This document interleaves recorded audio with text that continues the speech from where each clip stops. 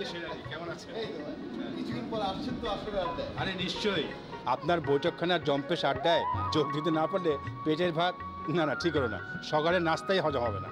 আমার তো ইচ্ছে করছে এখনই জাকিয়ে বসি, কিন্তু ভাবি সাহেব খাবার আগলে বসে আছে। সত্যি ভাই, একটা কপাল নিয়ে এসেছেন আপনি। হ্যাঁ, আমার স্ত্রী তো আমাকে এই বয়সে একা ছেড়ে স্বার্থপর মতো চলে গেল ওপারে।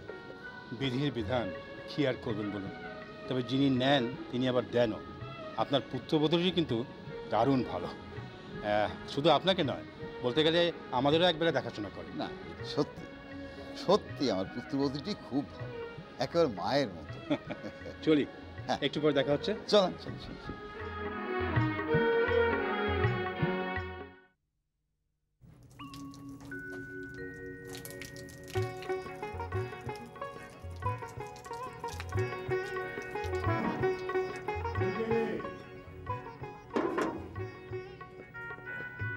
কি হলো?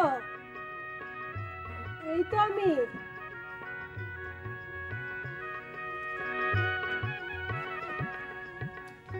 তোমার প্রিয় টোস্ট বিস্কিট নিয়ে এসেছি, চা খাবো।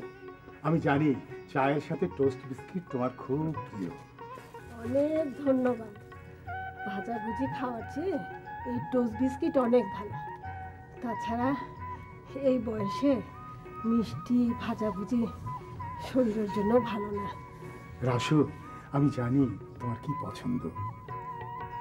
অনেক হয়েছে, এই বয়সে আর ভালোবাসা দেখাতে হবে না। আরে কি বলছো, এই তো বয়স। এখন কর্ম থেকে অবসর নিয়েছি, সারা জীবন তো শুধু ছেলে মেয়েদেরকে মানুষ করলাম, পরিশ্রম করলাম, তুমি সংসারের ঘানি টানলে। এখন তো কর্ম থেকে অবসর নিয়েছি, দেখতে দেখতে কতগুলো দিন চলে গেল, তাই না রাসু? এখন এখন আর আমাদের কোনো দায়ভার নেই। তুমি আর আমি মিলে বাকি কটা দিন হাসি খুশিতে কাটিয়ে দেব। চলো, চুলোর উপর চায়ের পানি বসিয়ে রেখেছি, তোমার দেরি দেখে আমি এই গাছে পানি দিতে এলাম। চল। আচ্ছা ঠিক আছে, শোনো, ওই চা খেয়ে তারপরে তুমি আর আমি মিলে দুজনায় গাছের পরিচর্যা করা যাবে, ঠিক আছে? চল।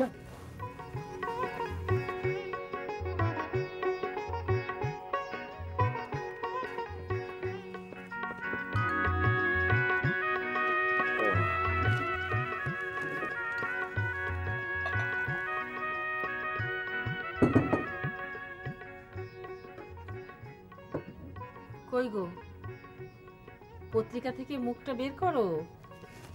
দাঁড়াও দাঁড়াও, গোটা বিশ্ব এখন হয়েছে গ্লোবাল ভিলেজ। স্বপ্ন ছিল রিটায়ার্ড লাইফে পুরো দুনিয়া না হোক, কিছু কিছু জায়গায় ঘুরবো, কিন্তু ওপরওয়ালার ইচ্ছে নয়। তাই রোজ সকালে একবার করে খবরের কাগজের পৃষ্ঠা ধরেই ঘুরি। তাতে তো কারো কোনো আপত্তি নেই, কিন্তু এই রুটি ঠান্ডা হয়ে গেলে তুমি আবার। মেজাজ খারাপ করব না, ভেবে দেখেছি লাভ নেই। সেই লাল আটার মোটা রুটি, সঙ্গে সবজির কি কোনো বিবর্তন কিছু ঘটেছে? সকালের নাস্তায় সবজির বিবর্তন আবার কি? হয় নিরামিষ, না হয় ভাজি।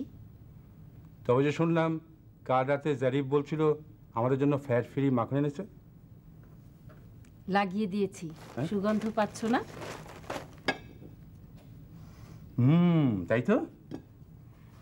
ঝিমলি, ও ঝিমলি, কাল রাতের গোশটা গরম হলো? কই রে? এই যে দিয়া গেলাম, গরম গরম খান দাদা যান। বাহ, ছন্দ মিলিয়ে কথা বলছিস তো। কিন্তু রোজ রোজ এই বাসি গোস্তের শুরুয়া খেতে আমার ভালো লাগে না। কি করবেন কন, আপনার তো গরুর মাংস খাসির মাংস খাওয়া নিষেধ, নাইলে তো গরুর কলিজা ভুনা ছিলই। বলিস কি? নিয়ে আয়, শিগগির নিয়ে আয়। আহ, কতদিন ওই পথটা খাই না। আচ্ছা, ডাক্তারের যে নিষেধ আছে। আরে রাখো তোমার ডাক্তার, ওদের সব কথা শুনলে সুরকি হয়ে মরতে হবে। আমি বাবু মৃত্যুকে ভয় করি না, আবার একান্ত ভগ্ন স্বাস্থ্যে বৃদ্ধদের মতো বেঁচে থাকার কথা চিন্তা করতে পারি না। এই লন, পরান ভইরা খান, মাগার উল্টা সিধা কিছু হয়ে গেলে আমারে আবার বেগম সাহেবের কাছে গাল খাওয়ায়েন না। আরে না, বৌমা জানতে পারবে না, তুই যা। কই গো, পাতে দাও। আমাকে দ্বিতীয়বার আর এমন কাজ করতে বলবে না। আমি একটু ভালো মন্দ খাই, তোমার বুঝি সহ্য হয় না? না, সহ্য হয় না। কেন হয় না? এত কিছু বোঝো, এটা বোঝো না যে আপন মানুষকে বিষ দিতে আর যারই পছন্দ হোক, আমি পছন্দ করি না। আরে আমি কি রোজ রোজ এই সুস্বাদু খাবার চাইবো? তুমি জানো না আমি বরাবরই ব্যালেন্সড মানুষ। এই বয়সে একটু শৌখিন মানুষও বটে। কই বসে তো মনো। দেখো, এসব ডাকাডাকি বন্ধ করো, নাতি নাতনিরা বড় হচ্ছে না। প্রকৃতির নিয়মে তা হবেই। তবে ওদের তুমি নানি দাদি হলেও এই বৃদ্ধ ইয়াংম্যানের তো বউ। চিরকাল যা করে এসেছি তাই করব। কি যে করো না। একেবারে ভেঙে টুকরো টুকরো হয়ে গেল। ওগো বধূ, এখন তোমাকে কেমন দেখাচ্ছে জানো? যেন 55 আজ বুড়ো মনোয়ারা নয়, 15 অসহায় বালিকা। দেখো, সব ভালো লাগে না সবসময়। একেবারে টুকরো টুকরো হয়ে যা গেছে। বলছি সত্যি বলছি।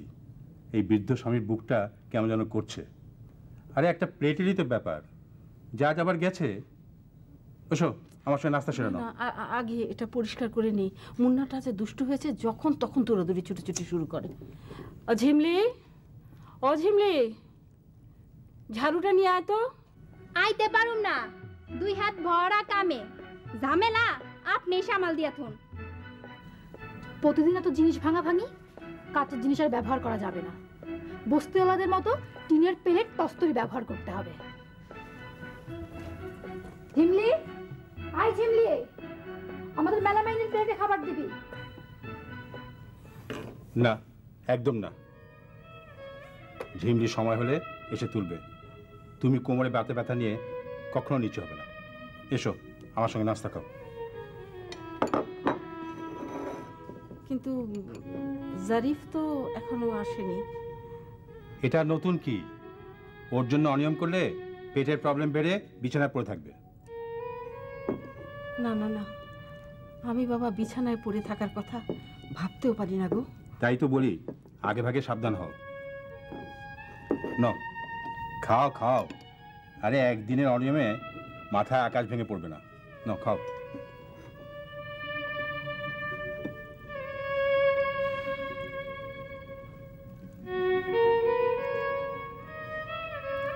চলো নাস্তা করে নেই। চল।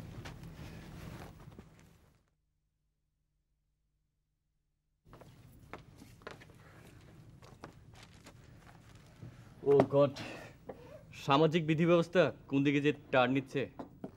মানুষ মানুষকে শুধু হত্যা নয়, বর্বর কায়দায় টুকরো টুকরো করে ফেলে রাখছে যেখানে সেখানে। ঘটনা বাস্তবে ঘটতে পারলে ছাপতে দোষ কোথায়?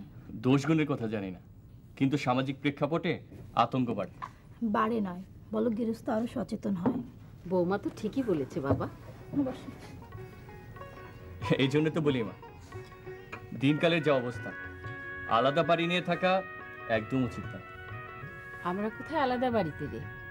নিচের তলায় আমাদের ভাড়াটিয়া শেরালি সাহেব তার পরিবার নিয়ে আছেন না? তা আছেন, তারা সংখ্যায় 4 জন, আমরা 7 জন। পুরুষরা অফিসে গেলে বাড়ি একদম ফাঁকা। এই তো সেদিন কলিং বেল টিপে শহরের ভেতর ডাকাতি হয়ে গেল। ভাড়াটে এসে যে রুগী, ইলেকট্রিক মিস্ত্রি। বাদ দাও তো সব, খেতে দাও একটু শান্তি মতো। ওরা আপনাকে ডিমের হাফ বয়েল দিয়েছিল তো মা?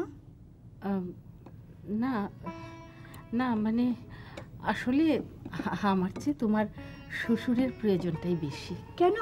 ওনাকেও তো দিতে বলেছি। ঝিমলে, আয় ঝিমলে।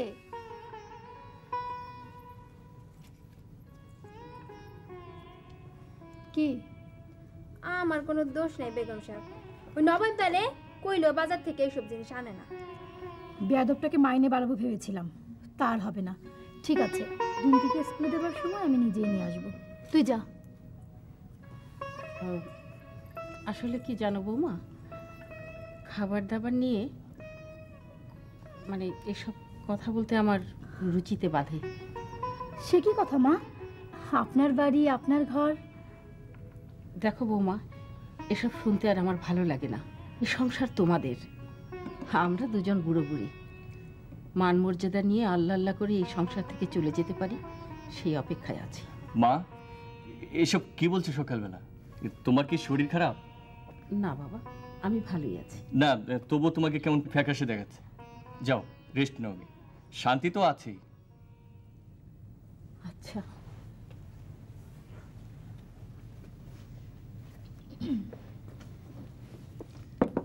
কি ব্যাপার বলো তো? কানাডা থেকে কোনো খারাপ খবর এসেছে? মনে হয় না, পিতা ছেলে মেয়ে নিয়ে ভালোই আছে। তবে আমি কি করে জানবো? বউ কি কখনো মেয়ে হয়?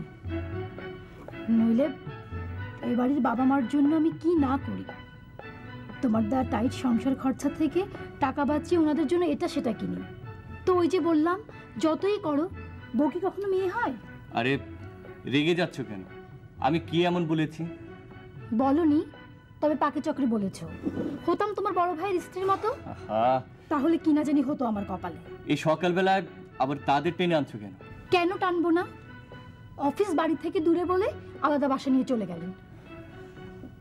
বাবা মার দায়িত্ব কি কেবল আমাদের একলার? এতে একদিকে লাভ তো আমাদেরই হয়েছে। বাবা মার সঙ্গে আছে বলে বাড়ি ভাড়া লাগছে না, উল্টো নিচতলার ভাড়াটাও আমরা পাচ্ছি। তাই তো ওদের ভাবভঙ্গি কেমন অহংকারী অহংকারী।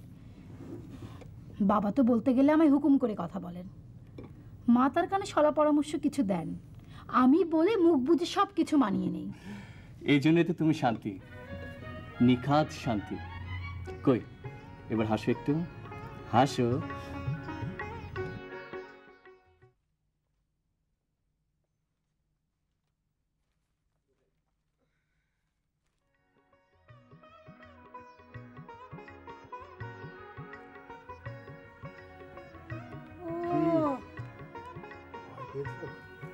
এত দেরি করে এলে?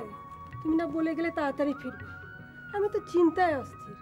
বললে 5টার মধ্যেই ফিরবে, আর এত দেরি। বলবো না, দেখি মনে পড়ে কিনা। সবসময় হিয়ালি করো না তো। আমি চিন্তায় অস্থির, আর উনি শাড়ি মাথায় দিয়ে এলেন। রাশেদা, আজ কয় তারিখ বলো তো? তারিখ কেন? আজকে ডিসেম্বরের 8 তারিখ। তোমার তো এত মন ভরা ছিল না। তুমি তো সারা জীবন আমাকে দোষারোপ করতে যে আমি উদাস, আমি মন ভোলা, আমি সবকিছু ভুলে যাই। আজ থেকে 40 বছর আগে তোমাকে বধূ করে ঘরে নিয়ে এসেছিলাম। আজ আমাদের বিবাহ বার্ষিকী। এক কিশোরী মেয়েকে ভালোবেসে ঘরে আমি আজকে বধূ করে নিয়ে এসেছিলাম। আমার সেই অফুরন্ত প্রাণ শক্তির এই ছোট্ট উপহার। এই ছিল তোমার মনে? আচ্ছা। জানো রাসু, আজকে তোমাকে সারপ্রাইজ দেবো বলে ওই পার্কে হাঁটাহাঁটি করে তারপর একটু মার্কেটে গেলাম। সেজন্য তো ফিরতে এত দেরি হলো। পছন্দ হয়েছে? হ্যাঁ, খুব সুন্দর। পার্কটা কি সুন্দর, কিন্তু এই সময় এতগুলো টাকা খরচ না করলেই পারতে। রাসু, আর কটা দিন বলো, জীবন তো প্রায় শেষ হয়ে এলো। আল্লাহর কাছে বলি যেন সুস্থভাবে মরতে পারি। এইসব কথা বলো না তো। রাসু, যাও না, শাড়িটা পরে এসো, তোমাকে আমি তো চোখ ভরে দেখি। পরবো, কিন্তু আমার একটা শর্ত আছে। শর্ত? হ্যাঁ। ঠিক আছে, বলো, হুকুম করো। আমার কাছে কিছু টাকা আছে, তুমি সেই টাকা নিয়ে তোমার নিজের জন্য একটা চাদর কিনবে। শীত তো প্রায় এসেই গেল। ঠিক আছে, চাদরটা পুরনো হয়ে গেছে। সে হবে ক্ষণ। খুব খিদে পেয়েছে, চলো খেতে যাই। খাওয়ার পরে আরো অন্য কথা আছে তোমার সাথে। আমারও কিছু কথা ছিল তোমার সাথে। চলো, এসো।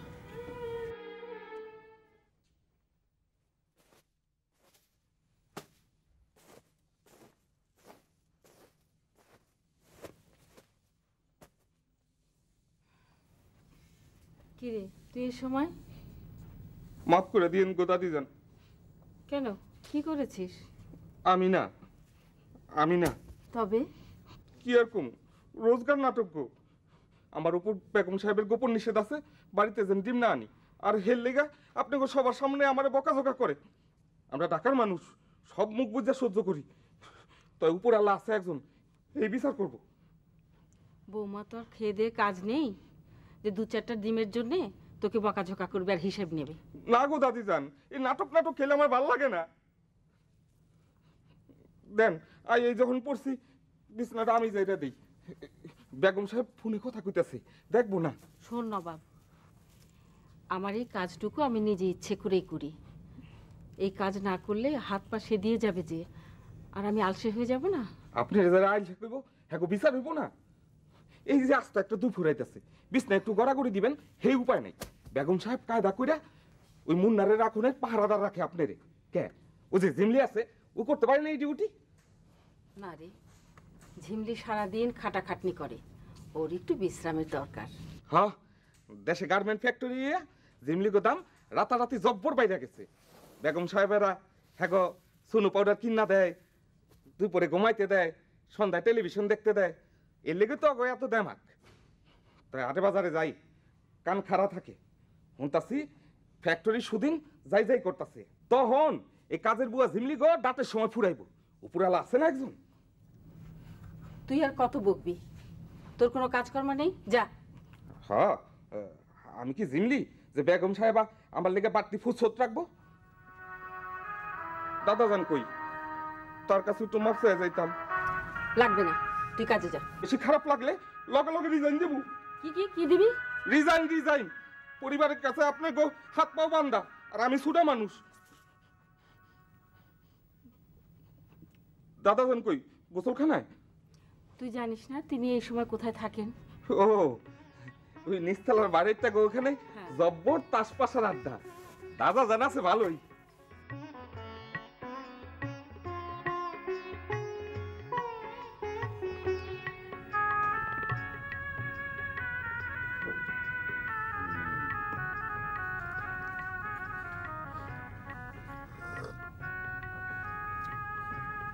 না, বৌমা আমাদের চাটা বানায় দারুণ ভালো। দাবা কিংবা তোমরা যত আকর্ষক, চাটাও তাই। এই বৌমাকে আমাদের হয়ে ধন্যবাদ জানিও কিন্তু। ধন্যবাদ কি জানাবো, সে তো তোমাদের দুপুরেও খেয়ে যেতে বলে। আচ্ছা আচ্ছা, আজ আফসারের কি হয়েছে? সেই থেকে মুখটা মলিন। কি বা তুমি নিজেই তো বলো বাকি জীবনটা হেসে গেলে কাটিয়ে দেবো। আজ কি হলো? বলি, কিন্তু কাজে লাগাতে পারি না। কেন? কোনো নতুন ঝামেলা? না, ওই পুরনো ঘাই কুকুর পাগল, এই আর কি। আমার স্ত্রী ছিলেন শিক্ষয়িত্রী, ধৈর্যের বাঁধ কখনো ভাঙে না। আমার লাইন পুলিশ কর্মকর্তা, মেজাজটা যায় এখনো গরম। হ্যাঁ, এই বেঁচে থাকার জন্য এটা অবশ্য দরকার। বলতে পারো এই বয়সে কড়া মেজাজ আর শক্ত লাঠি সমান কাজে। আমার কোনোটি নেই, আছে আপোষের অভ্যাস। কিন্তু কই, কিছুতেই তো সুফল হচ্ছে না। কেমন?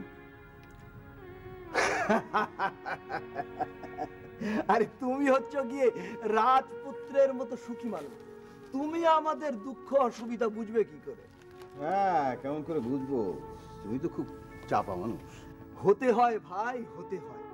অভিজ্ঞতা থেকে বুঝেছি, যে ঘায়ের ওপিঠ নেই সেটা খোঁচালে ব্যথা বাড়ে, রক্ত ঝরে বেশি।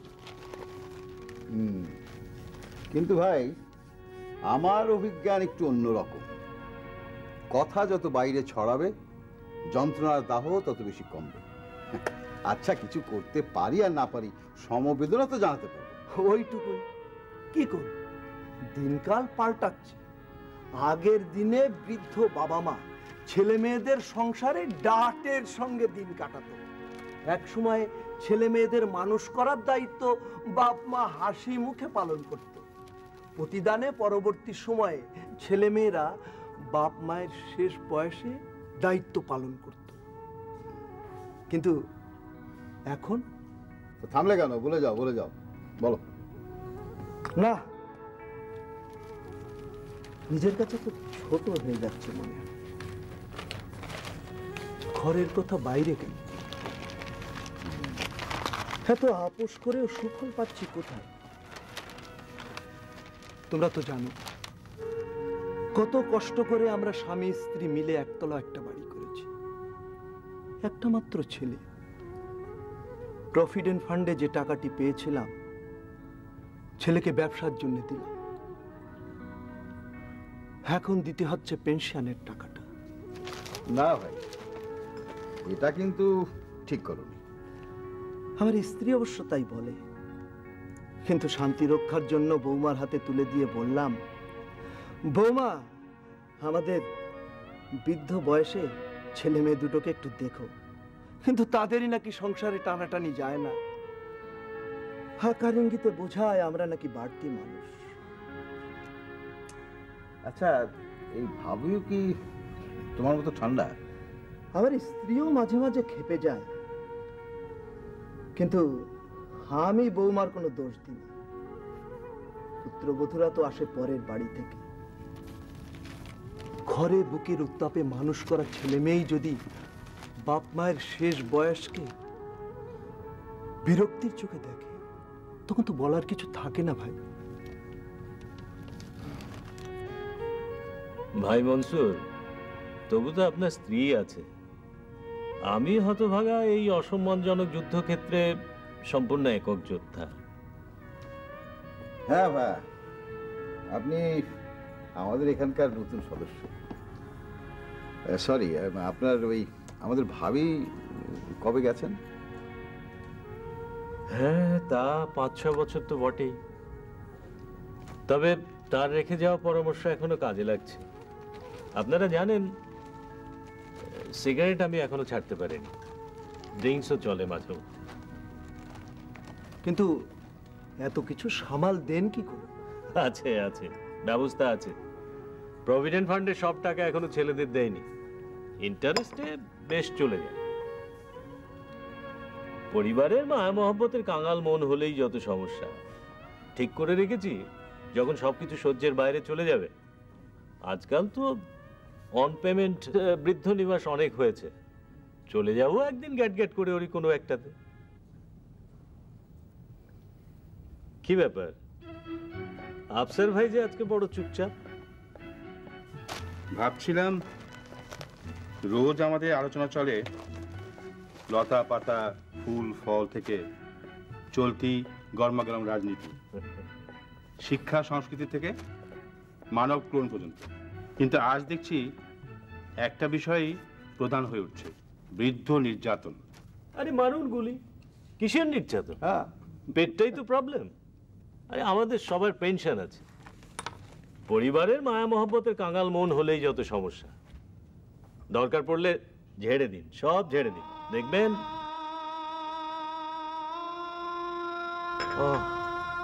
উঠতে হয়, আজান পড়ে গেল। মসজিদে যাবেন তো? হ্যাঁ চলুন, সব একসঙ্গে যাওয়া যাক। চলুন চলুন চল। মসজিদ থেকে ফেরার সময় আমরা ওই নাজিম ভাইয়ের বাড়ি থেকে হয়ে আসবো।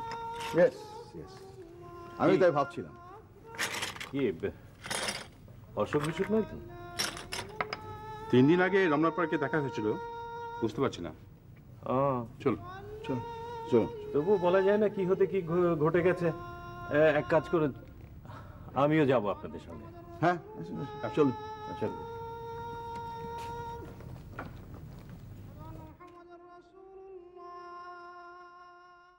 তা কি এমন পাপ করেছিলাম যে এই বৃদ্ধ বয়সে বিচ্ছেদের কষ্ট দিচ্ছ? দেখো বুলু বাবুলের মা, কারা আমাদের খবর নিতে এসেছেন। বসুন বসুন ভাই, বসুন। এদের জন্য একটু চা পানির ব্যবস্থা কি করা যায় বুলু বাবুলের? খবরদার ওই নামে আমাকে ডাকবে না। ডাকি আর না ডাকি কি করে অস্বীকার করবে যে আমরা ওদের বাবা মা? বাবা মাই ছেলেদের করুণায় বেঁচে থাকা দুটি প্রাণী। আমি একটু চায়ের ব্যবস্থা করি। কিছু দরকার নেই ভাবি, আপনি একটু স্থির হয়ে বসুন তো। খবরটা শোনার পর থেকে খুবই খারাপ লাগছে। আপনারাই বলুন ভাই সাহেব, এই বৃদ্ধ বয়সে কত সমস্যা, কত সুখ দুঃখে যার সঙ্গে একাত্ম, সেই স্বামী যদি না থাকে এই জীবনে। ছেলেমেয়েরা তো বড় হয়ে গিয়েছে, যে যার মতন ব্যস্ত। আমরা দুজনে দুজনকে নিয়ে বেশ ছিলাম, কিন্তু ছেলেদের তা সইল না। বুলু বাবুলের মা, অমন করে বলছো কেন? ওদের হয়তো খরচে পোষাচ্ছে না, তাই আমাদের দুজনাকে দু ছেলের বাসায় থাকতে হবে। এতে হয়তো আমাদের একটু কষ্ট হবে। তবু ওই নিমখারামদের নিয়মই আমাদের মেনে চলতে হবে। আহা, ব্যাপারটা একটু অন্য দৃষ্টিতে দেখো। আমি তো ব্যবসা করতাম, আমার কোনো প্রভিডেন্ট ফান্ড নেই, পেনশন নেই। ওরা দুজন মাঝারি গোছের চাকরি করে। ওদের নিজেদের সংসারের পর আমাদের টানা। না না, কথাটা আপনি ঠিক বলেননি নাজিম ভাই। বাবা মায়েরা কি চিরকাল ফলবন্ত গাছের মতো স্নেহের কাছে অবনত থাকবে?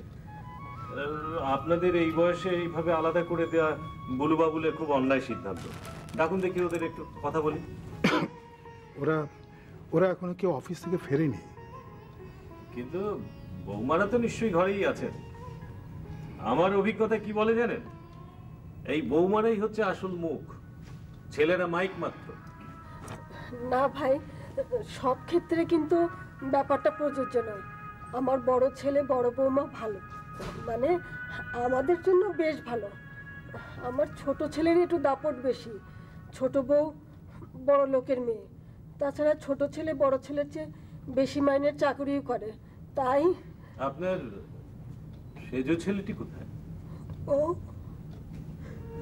পাবনার মানসিক হাসপাতালে, কিন্তু ও সুস্থ হয়ে গেছে।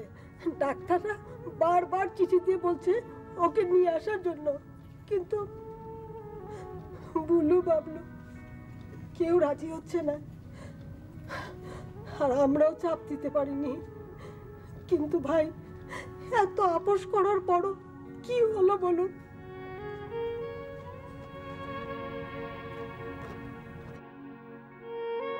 আহ, বুলু বাবুলের মা, ভাবনাটাকে একটু অন্যরকম করে নাও না। তবুও তো আমরা দুজনাই জীবিত, থাকবো একই শহরে। যখন খুশি আসবো যাব, টেলিফোন তো রয়েইছে। যখন মন খারাপ লাগবে কথা বলবো। না না, এ রীতিমতো অন্যায়। আপনি মেনে নিচ্ছেন, কিন্তু আমি হলে বিদ্রোহ করতাম। তাতে অবস্থাটা আর একটু নড়বড়ে হতো। আমাদের ভাই সময় শেষ। তোমাদের এখনো বয়স আছে, মেরুদণ্ড সোজা থাকলে মনও শক্তি সঞ্চয় করতে পারে। কই গো, গোছানো হলো? গুছিয়ে ফেলো। কিছু যখন করতে পারছি না, তখন আর দর্শক হয়ে বসে থেকে কি দাও? চলুন সরকার সাহেব, আমরা উঠি। রানিম ভাই, ভাই পার্কে দেখা হবে আপনার সঙ্গে। আচ্ছা, আসসালামু আলাইকুম। হ্যাঁ, নিশ্চয়ই দেখা হবে। নাজিম ভাইয়ের হয়ে আমিই বলছি, রমনা পার্কের এই নির্মল পরিবেশ আমাদের মতো মানুষদের জন্য বেঁচে থাকার এক দুর্লভ ট্যাবলেট। আসি। আচ্ছা, চল।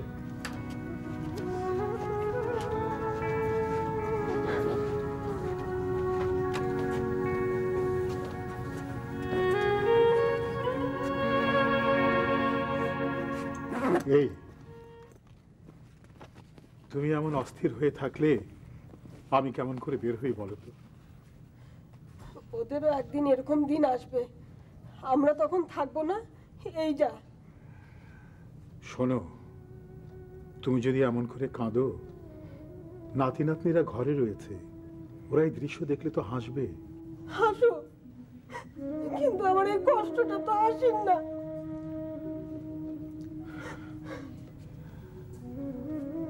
হ্যাঁ, যাব।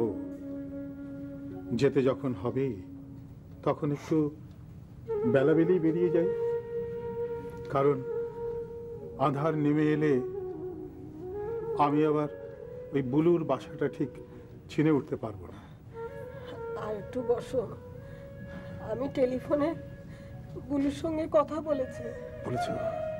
ও এখন আমাদের কষ্ট একটু বোঝে। ও অফিস থেকে ফেরার পথে তোমাকে সঙ্গে করে নিয়ে যাবে। ও শুকর, আলহামদুলিল্লাহ। তাহলে আর একটু বিশ্রাম করে যাই।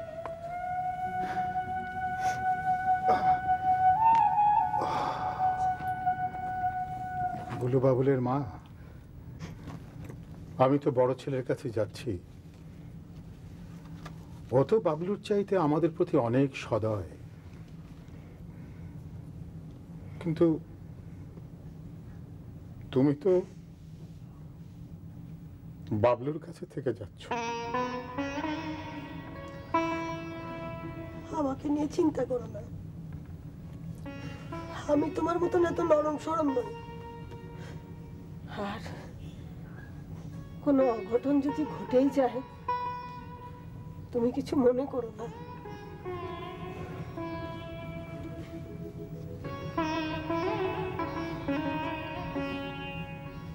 আপনার চাল বাসা হইলো? এই প্রায় শেষ। এত তারা কিসের? বাড়িতে আছে না এক লাট সাহেবের বেটি ঝিমলি, উনার আবার তাড়াতাড়ি রান্না বাড়াটা না সারতে পারলে মেজাজ গরম হয়ে যায়। ওরে ছাড়া তো বেগম সাহেবের চলে না, তাই উনার মর্জি মতোই চলতে হয়।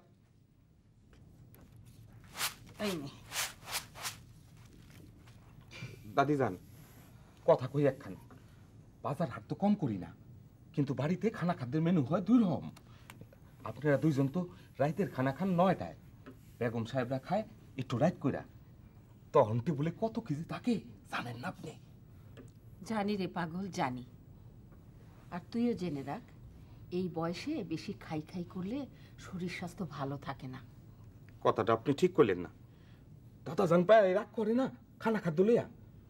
মুখ সুখু মানুষ হলে কি হইব, আমিও বুঝি। ভালো ভালো খাওন এই বয়সে আপনাকেই দরকার। কি দরকার না দরকার সেটা আমি ভালো বুঝবো। তুই এখন যা তো।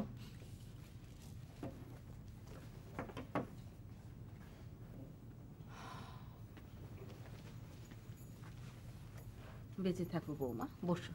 ভালো আছেন তো মা? হ্যাঁ মা, এখন যেমন থাকা দরকার তেমনই আছি।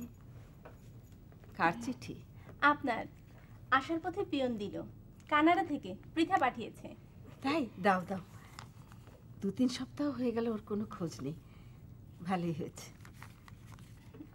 আপনি পড়ুন মা, আমি একটু শান্তির কাছে যাই। আচ্ছা মা, এসো।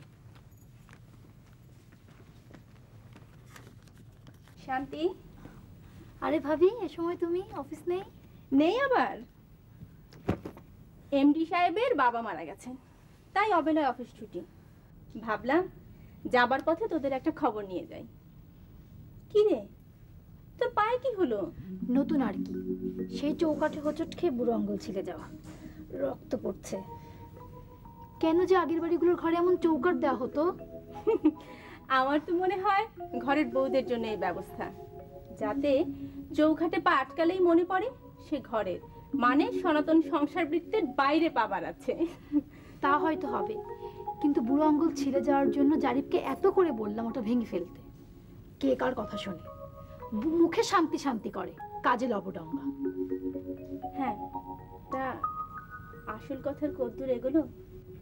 বলে না কে স্পষ্ট করে কিছু? তুমি জানো? কিছু কিছু। দাঁড়া, তোর ভাসুর এখন জারিফের অফিসেই আছে, ফোন করে জানি ঘাস কাটার কদ্দূর কি হলো।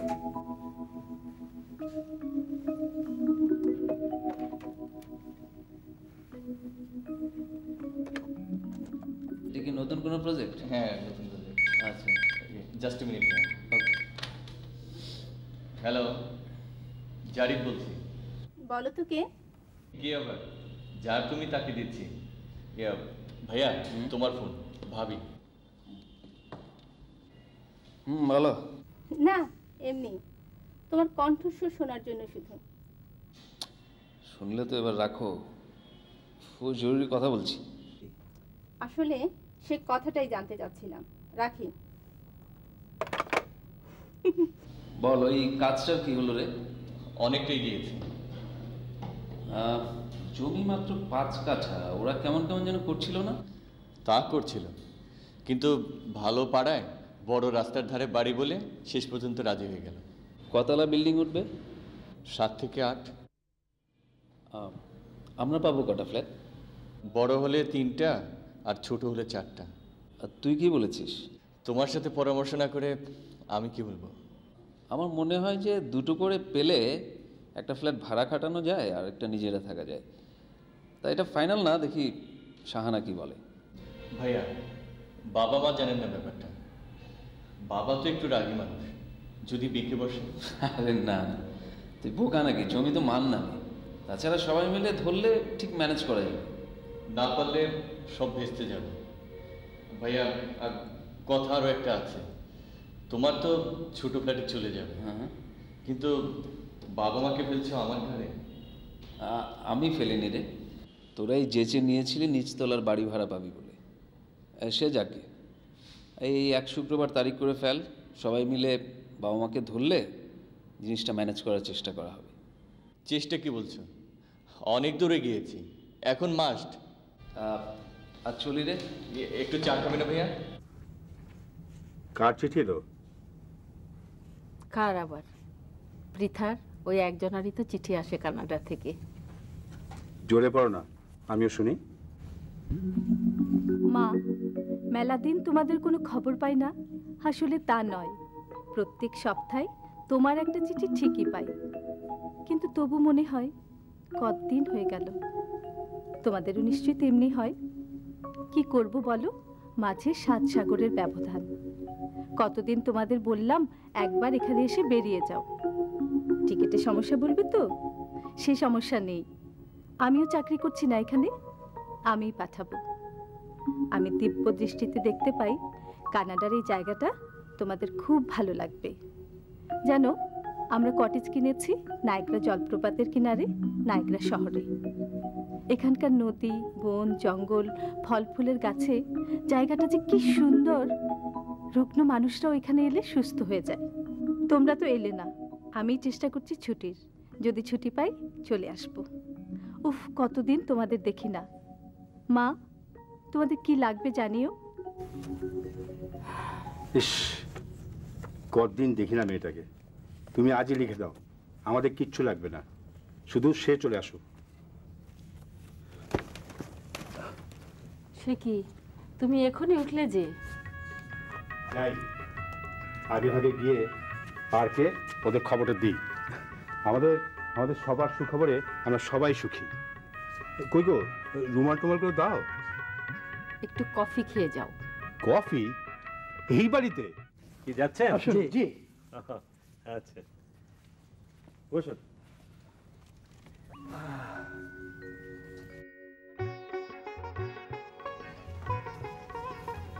এই যে ভাই, বলো তো এটা কোন গাছের পাতা? না ভাই, বলতে পারলাম না। পালে না কেন? জন্ম কি গ্রামে না? হ্যাঁ, জন্ম মামা বাড়িতে, কিন্তু ওই পর্যন্তই। বাকি জীবন তো শহরেই পার করা। পাতাটা দেখে তো মনে হচ্ছে কোনো বড় সড়ো গাছেরই হবে। তুমি বোটানির শিক্ষক ছিলে, তুমি নিশ্চয়ই বলতে পারবে এটা কি পাতা। ব্যাপার সেটা না, আমার কাছে কষ্ট লাগছে অন্যরকম। কেমন? এটা হচ্ছে গাব গাছের পাতা। ও, আমাদের প্রজন্ম গাব গাছ চেনে না, গাব ফল চেনে না। গাব ফল যে খুব সুস্বাদু জানেন, এর কষ দিয়ে পুরাতন নৌকা নতুন হয়ে যায় এ সম্পর্কে তাদের কোনো ধারণাই নেই। সে দোষ ওদের নয়, আমাদের গ্রামের সঙ্গে একটা সম্পর্ক ছিল। আজকালকার ছেলেমেয়েরা গ্রামে যায় বড় জোর 2-1 রাত্রি পিকনিক করবার জন্য। জানাশোনাটা কি ওতে হয়ে ওঠে? কফি উদ্বোধন।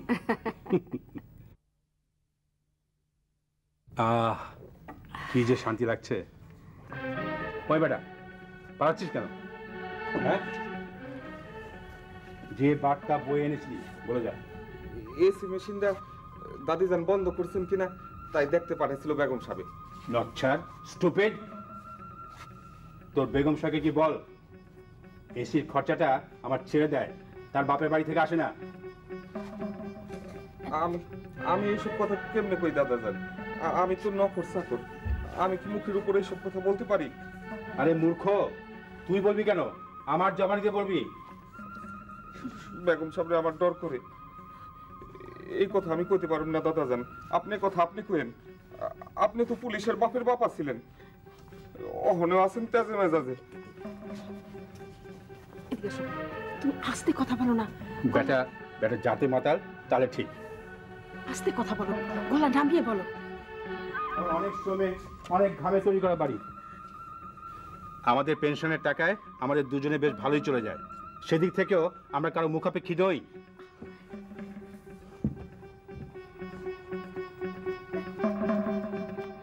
শুধু রোগে ভোগে আমাদের দেখে, সেটাও যে এখনো টিকে থাকা মধ্যবিত্ত সামাজিক চোখে ভয়, অন্তরের টানে নয়, সে আমি ভালোই বুঝি। আচ্ছা, তুমি এত চিৎকার করে অশান্তি ডেকে এনো না তো, আমার ভালো লাগে না। শান্তি রক্ষার ভার কি শুধু আমাদের, ওদের নয়? শোনো, আমি একটা কথা বলি, আজ না হয় তুমি মাঠে নাই গেলে?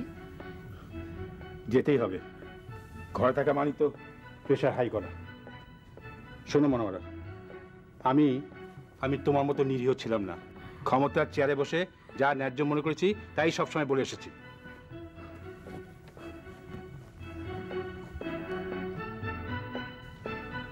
কিছু বলবে? বললেই তো তুমি আবার বলবে নাতি নাতনি বড় হয়েছে, এসব কি এখন মানায়? কিন্তু শেষ জীবনে এসে আমি একটা মহাজ্ঞান লাভ করছি মনু। প্রত্যেক পুরুষের বিয়েটা করা উচিত এই বৃদ্ধ বয়সের সময়টার কথা ভেবে। দিনকাল যাওয়া এই সময়টার জন্য স্ত্রী ছাড়া দরদি আর কেউ নেই। ভালোবাসার কথা বললে না যে? না, তা কেন? ওরও রকমভেদ আছে, অবস্থার বদল আছে। তবে আমাদের মধ্যে এখন যেটা চলছে সেটা খুবই মধুর। সাংসারিক দায়িত্ব ছেড়ে দিয়েছি স্বেচ্ছায়, চাকরির দায়ও নেই। এখন শুধুই দুজনকে নিয়ে থাকা, সেই প্রথম বিবাহিত জীবনের মতো। এখানেও শরীরের চেয়ে মনের কাজ বেশি।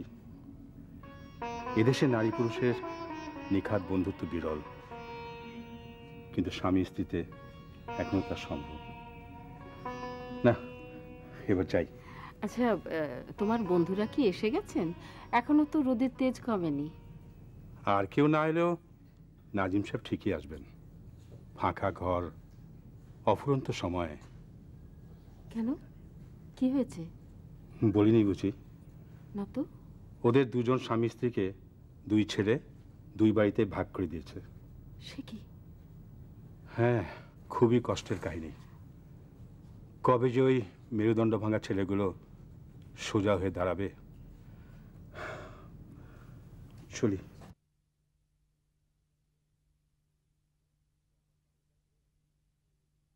কপাল ভালো থাকলে দুর্লভ কোনো পক্ষী দর্শন আমাদেরও হয়ে যেতে পারে। এই যে ভাইয়া, না বেঞ্চে বসে বাদাম খাও, তারুণ্যের প্রতীক। আজকাল হজম করতে বড় প্রবলেম হয়, দিন তবুও খাই।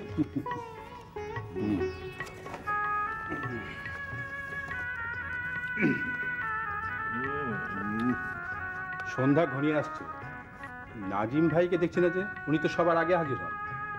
ভাবি নেই বলে বোধহয়। আমারও জানি কেমন লাগছে, চলো না দেখে আসি। হ্যাঁ, কিন্তু নাজিম ভাই তো থাকেন তার বড় ছেলের কাছে, সে বাসা তো এখান থেকে অনেক দূরে। এক কাজ করলে হয় না, ভাবির বাসাটা কাছে, সেখান থেকে বরং খবরটা নিয়ে আসি। ইয়েস, হয়তো দেখবো সেখানেই তিনি চা খাচ্ছেন বিকেলবেলা। হ্যাঁ, এই বয়সে এই বিচ্ছেদই হয়তো মাধুর্যের কাজ করছে। Thank you, thank you. হ্যাঁ খোদা, তুমি তোমার দরবারে আমি এমন কি অপরাধ করেছিলাম যে আমার উপরে তুমি এত বড় শাস্তি নাজিল করলে? রাশেদার যদি স্বাভাবিক মৃত্যু হতো, আমার কোনো নালিশ ছিল না তোমার কাছে। তোমার বান্দা তুমি গ্রহণ করেছো, কিন্তু এ কেমন মৃত্যু? এই বয়সে রাশেদ আত্মহত্যা করলো, এই বয়সে কেন? কেন?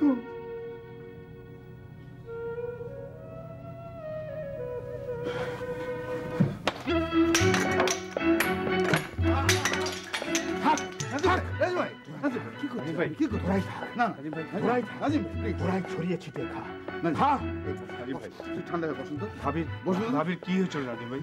কি হয়েছিল? শান্ত হব না, শান্ত হব না। এ ঘরে রাশেদার কোনো স্মৃতি আমি রাখবো না।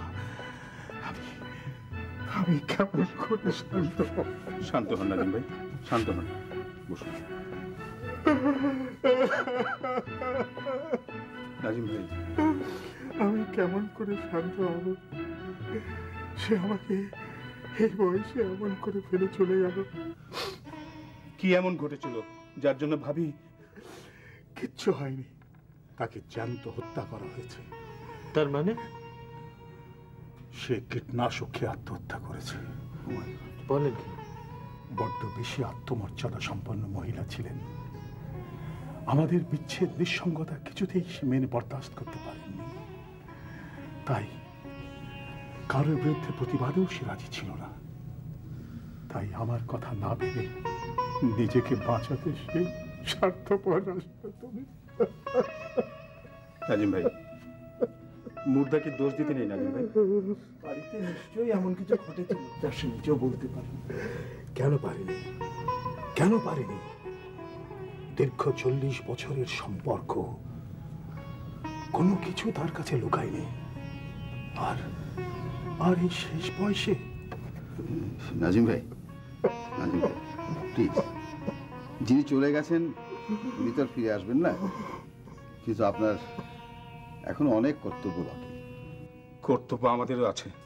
মুন্সি সাহেব, আপনি ভেতরে গিয়ে বুলু বাবলু আর বৌমাদের বলে আসুন, লাশের খাট ছেলেদের বইতে হবে না। আমরা 4 বুলো বেড়ে লাশ কাঁধে নিয়ে গোরস্থানে যাব। যান, বলে আসুন। নাজিম ভাই,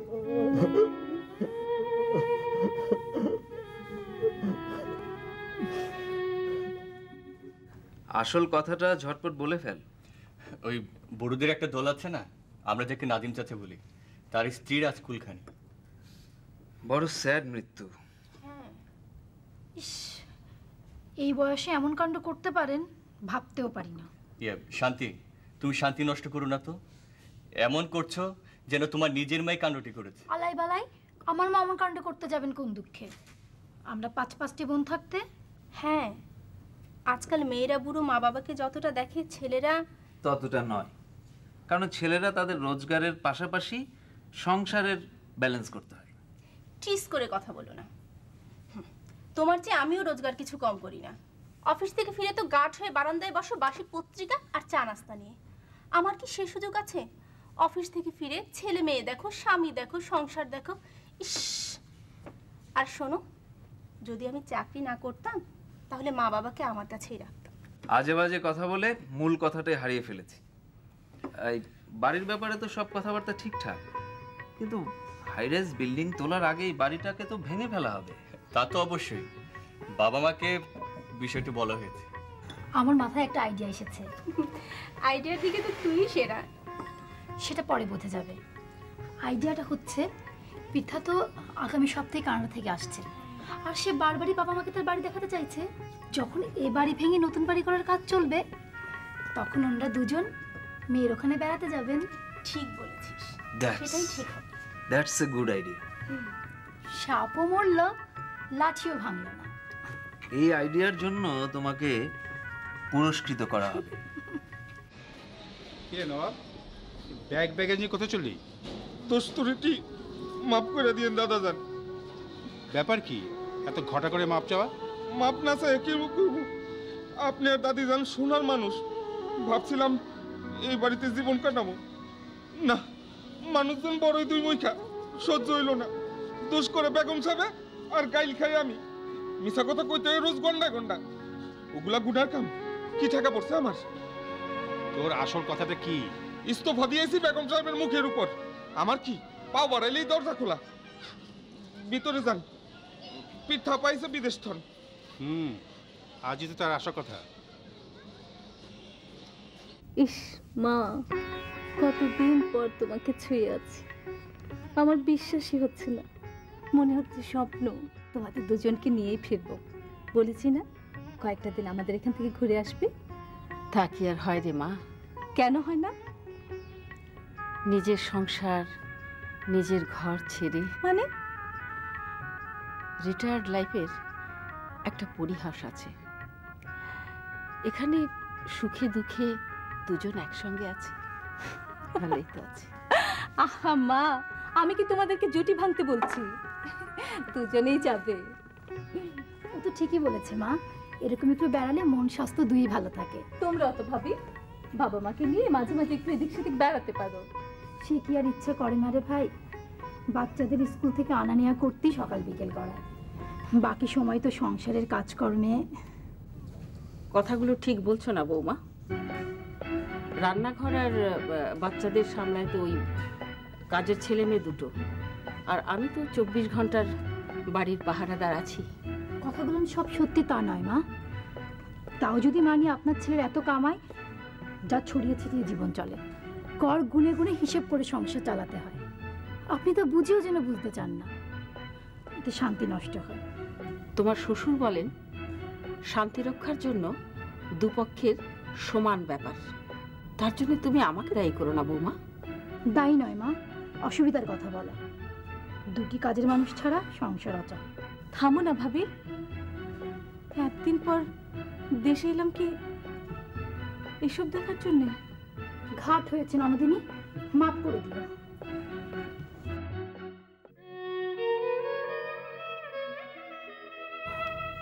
এমনি ধারা কথাবার্তা চলছে নাকি আজকাল মা? কই কিছুই তো লেখনি কখনো। রোজকার সমস্যা, রোজকার অশান্তি কপালে ছিল, এড়াবো কি করে? বাবার ফিরতে কি প্রায় এরকম সন্ধ্যা পেরিয়ে যায় মা? সব দিন তো নয়, মাঝে মাঝে দেরি হলে পার্কে নামাজ পড়িয়ে বাসায় ফেরেন। তা তুমিও কেন যাও না মা বাবার সঙ্গে পার্কে বেড়াতে? কত মহিলারাই তো যায় শুনি। ঠিকই শুনেছিস, কিন্তু কিন্তু কি?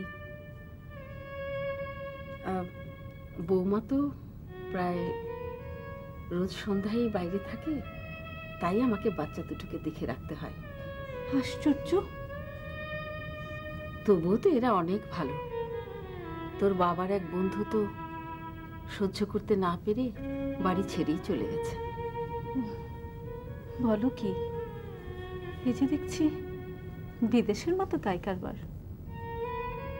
জানো মা, আমার এক পুরুষ কলিগের মা ক্রিসমাসে তাদের সাথে থাকবে বলে চিঠি লেখে। সে চিঠি পেয়ে তার বউ বাড়ি ছেড়ে চলে যায় শাশুড়ির সাথে এক ছাদের তলে থাকতে হবে বলে। আমাদের দেশে যৌথ পরিবার তো অনেক আগেই ভেঙেছে। শ্বশুর শাশুড়িকে ওরা বোঝা মনে করছে। হলো কি দেশের? পশ্চিমের ভালো দিকগুলো বাদ দিয়ে কেবল খারাপ দিকগুলো এরা দুহাত বাড়িয়ে নিচ্ছে। শেরালি ঘরে আছো নাকি? শেরালি,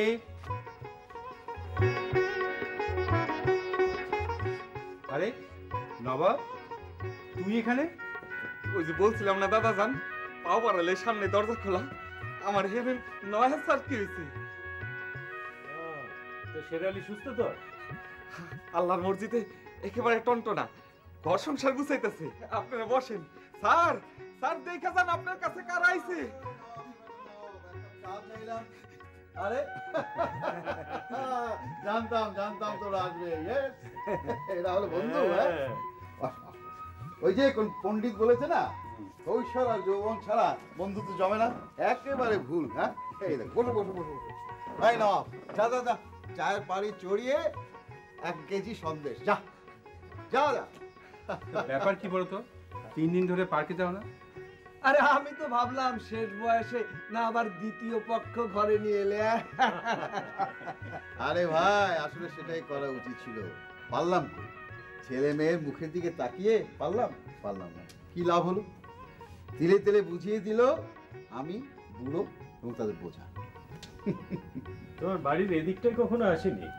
ঘর বদলিয়েছ নাকি? ঘর কি বলো, পুরো সংসার। আমার বাড়িতে থাকবে, আমার উপর খবরদারি করবে, তা হতে দিচ্ছে। আমি ওই নবাবকে নিয়ে আলাদা হয়ে গেছি, ওদেরকে বাড়ি ছাড়তেও বলে দিয়েছি। বাস, বাকি জীবনটা আমার ওই পেনশন আর ঘর ভাড়া দিয়ে দিব্যি রাজার হালে চালিয়ে দেবো। ভাড়া বাড়ি গিয়ে বুঝু কাকে বলে। হ্যাঁ, এতদিনে তো ঢাকার শহরে একটা ছাপড়াও করতে পারলো না। এই যে নেন স্যার সন্দেশ খান, আমি চা লই আইতাছি।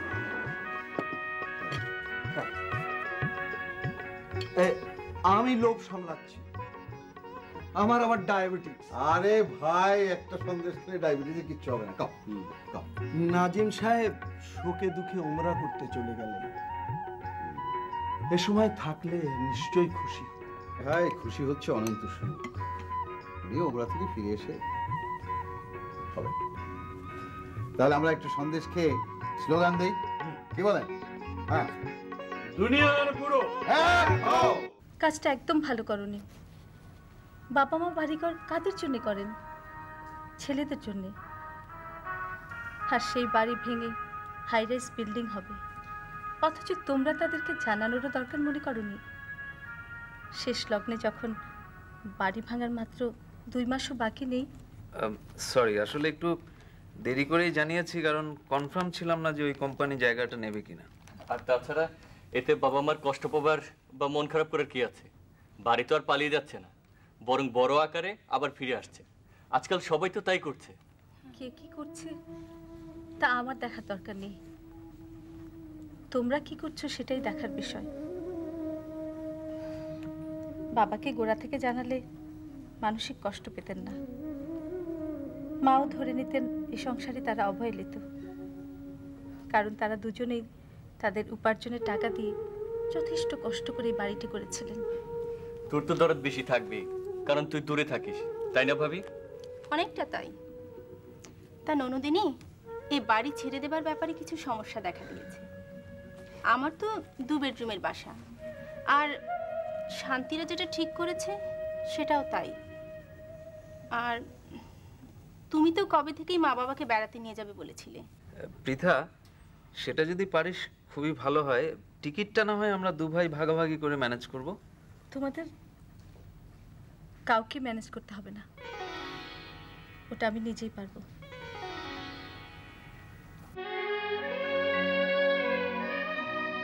কিন্তু এটা কি করে সম্ভব? বাকি জীবন জামাই বাড়িতে থাকা।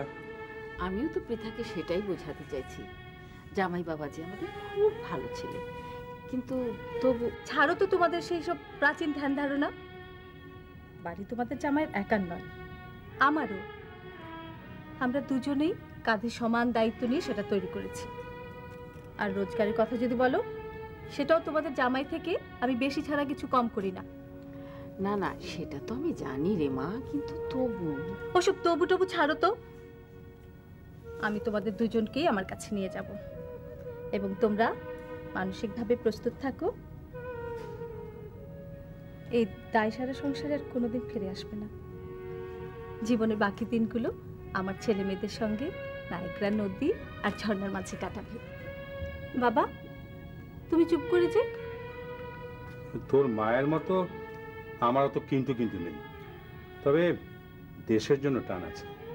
আমার বুঝি নেই? কাদের জন্য? ভাইয়াদের জন্য তো। ওরা তোমাদেরকে চায় না। হ্যাঁ, আমাকেও দেবী টেবি ভেবো না। তোমাদের জামাই একটু পেটু, তাকে পদে পদে রান্না করে খাওয়াবার সময় আমার কোথায় বলো? ধরে নাও, আর কিছু না হোক আমাদেরই তোমাদের দরকার। এবার হলো তো সব। গ্লানি কাটিয়ে পরিষ্কার মনে চৌকাঠের বাইরে পাবারও দেখি। সেই ভালো। আগের দিনে দরজায় চৌকাঠ থাকতো, নইলে দরজা ফিট হতো না। এখনো সবাই বাড়ায়নি। মডার্ন স্থাপত্য ওসব গ্রাহ্যই করে না। হর হামেশা চলছে নিত্য নতুন প্রযুক্তির চমক। আগের দিনের ঘরণীরা চৌকাঠ পেরোতো মৃত্যুর পর, আর আমি পেরোবো জীবিত অবস্থায়। অত সেন্টিমেন্ট পুষলে দুঃখ ভোলা যায় না। যুগ বদলায়, দিন বদলায়, তোমাদেরও বদলাতে হবে। আমি না হয় ছেলে না হয়ে মেয়ে হয়ে এসেছি, কিন্তু সন্তান তো তোমাদেরই। সেটা তো আমি অস্বীকার করছি না মাগো। তবে মন শক্ত করো, গোছগাছ শুরু করো। বাবা, আমি দুঃখ কষ্ট পরিহাসের মধ্যেও মেরুদণ্ড সোজা মানুষ। যাই। কোথায়? পার্কে। ওরা হয়তো এতক্ষণে বসে আছে। মুখে হয়তো বলবে হারাধনের 10টি ছেলে একটি একটি করে দল ছেড়ে চলে যাচ্ছে, কিন্তু মন থেকে জানি ওরা খুশি হবে এবং তোকে দোয়া করবে।